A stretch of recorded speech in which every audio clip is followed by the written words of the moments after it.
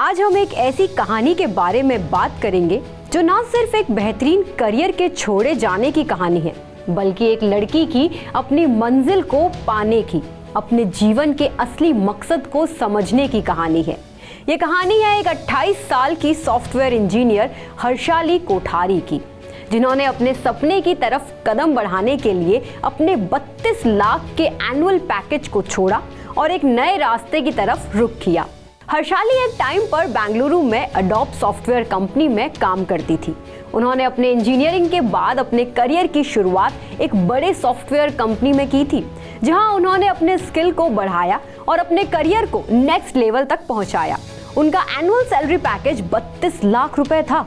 ऐसे में किसी के लिए भी अपने करियर को छोड़कर किसी और रास्ते पर जाना एक बड़े डिसीजन की बात होती है, पर हर्षाली ने कुछ अलग ही सोचा। उन्हें ये रियलाइज हुआ कि जो वो कर रही है वो उनका असली मकसद नहीं है। मेरे को इस मार्ग पर कदम बढ़ने की प्रेरणा मेरे गुरुदेव आचार्य श्री रामलाल जी महाराज साहब से मिली। उन्होंने ही मुझे सुख क्या है, दुख क्या है, जीवन क्या है, जीवन क्यों मिला है, ये सोचने के लिए मुझे प्रेरित किया। उन्हीं की कृपा से मैं इस मार्ग पर कदम बढ़ा रही हूँ। ब्यावर निवासी हर्षाली कोठारी 3 दिसंबर को सांसारिक जीवन त्याग आचार्य रामलाल महाराज के सानिध्य में संयम पथ अपनाएंगी। इससे पहले रविवार को अजमेर शहर में बैंड बाजों के साथ हर्षाली का वर घोड़ा निकाला गया।